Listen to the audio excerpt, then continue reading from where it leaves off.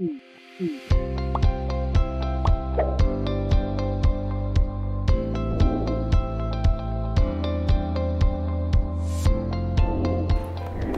Smart Investor, kembali lagi bersama saya Ika Indriani di Weekly Outlook PT Valbury Asia Futures. Kita akan membahas isu fundamental apa yang akan menjadi dampak dan fokus untuk minggu ini. Upaya dialog ketegangan politik di Eropa Timur dan Timur Tengah membuat pasar melepas aset safe haven dan ini berdampak pada penurunan harga komoditas utama seperti emas dan minyak. Minyak tertekan di bawah $100 karena himbauan Presiden Amerika Serikat Joe Biden soal negara maju melakukan pelepasan cadangan minyak dengan diimbangi peningkatan penyulingan minyak masing-masing negara. Data ketenagakerjaan Amerika Serikat yang terus bergerak positif memberi penguatan Federal Reserve untuk lebih agresif dalam menaikkan suku bunga pada pertemuan Mei mendatang.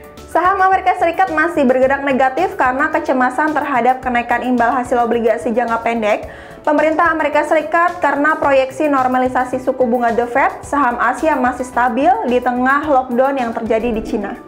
Yang akan menjadi perhatian pasar untuk minggu ini, pasar keuangan global masih akan memperhatikan bagaimana perkembangan geopolitik di Eropa Timur dan Timur Tengah. Ketika gejolak kembali memanas, maka pemburuan set lindung nilai pun masih meningkat, emas dan minyak diuntungkan.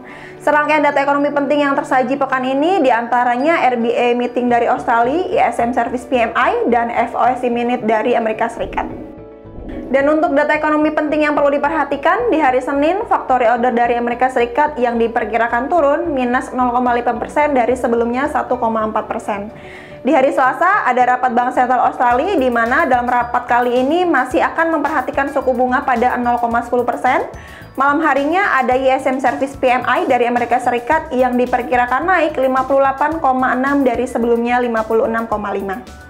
Dan di hari Rabu, data Caixin Service PMI dari Cina yang diperkirakan mengalami kontraksi dari 50,2 ke 49,9. Sore harinya ada data indeks harga produsen dari zona euro yang diperkirakan turun 1,3% dari 5,2%. Dini harinya ada pertemuan FOMC minute The Fed. Dari pertemuan kebijakan suku bunga pertengahan Maret lalu, pasar akan menantikan pernyataan Jeremy Powell soal proyeksi suku bunga mendatang. Dan di hari Kamis, ada data Jerman dari zona euro, di mana Jerman akan merilis data industrial production yang diperkirakan turun, sedangkan zona euro merilis retail sales yang diestimasikan bertambah. Data mingguan klaim pengangguran Amerika Serikat yang diperkirakan naik 205.000 dari sebelumnya 202.000 untuk bulan ini. Hari Jumat, data ketenagakerjaan dari Kanada diantaranya employment change dan unemployment change. Dan untuk aset-aset yang bisa diperhatikan untuk minggu ini, euro secara mingguan catat penguatan setelah sampai penguatan minggu ini ke 1.1184. Namun dengan kondisi sentimen fundamental, euro masih lemah, maka potensi dan konsolidasi pergerakan pada rentan harga 1.0950 sampai 1.1140. Gagal bertahan di atas 1.0950, maka potensi turun jangka pendek menuju 1.0860. Sebaliknya bertahan di atas 1.11 maka ruang kenaikan ke 1.1170. Dan untuk pound sterling, area 1.3180 menjadi resisten penting bagi pound sterling. Namun masih gagal untuk bertahan di atas area tersebut. Dengan bertahan di atas area tersebut memberi ruang kenaikan lanjutan bagi pound sterling untuk ke area 1.3250 bahkan ke 1.3305. Namun sebaliknya, pembalikan harga dengan berada di bawah 1.3060 merubah tren menjadi turun dengan menuju 1.300 hingga 1.2930. Dan rentan harga untuk pound sterling berada di 1.3090 hingga 1.3310. Dan untuk emas, koreksi terjadi pekan lalu pada emas dengan sempat menyentuh level terendahnya untuk minggu ini di 1890, sekaligus dua kali testing tembus di 1900.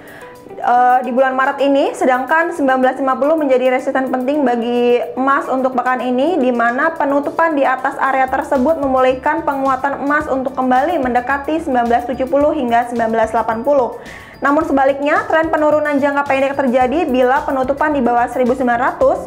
Dalam perdagangan pekan ini diperkirakan masih konsolidasi pada zona 1900 hingga 1950. Baik Smart Investor, kesimpulannya sentimen pasar soal eskalasi Rusia dan Ukraina dan Timur Tengah mulai berkurang. Tapi pasar akan terus memperhatikan perkembangan sejauh mana upaya dialog yang dilakukan kedua belah pihak. Memicu berkurangnya pemburuan aset aman, potensi penguatan dolar mulai terlihat di mana kenaikan yield obligasi jangka pendek pemerintah Amerika Serikat seiring dengan makin kuatnya proyeksi kenaikan suku bunga agresif The Fed. Proyeksi kenaikan rate The Fed ini membuat perform saham Amerika Serikat pun berkurang dengan mengalami tekanan. Kekhawatiran terhadap lockdown yang berkepanjangan dialami Cina akan berdampak pada sektor keuangan global. Perhatikan isu geopolitik, rapat Bank Sentral Australia, dan FOMC Minute The Fed.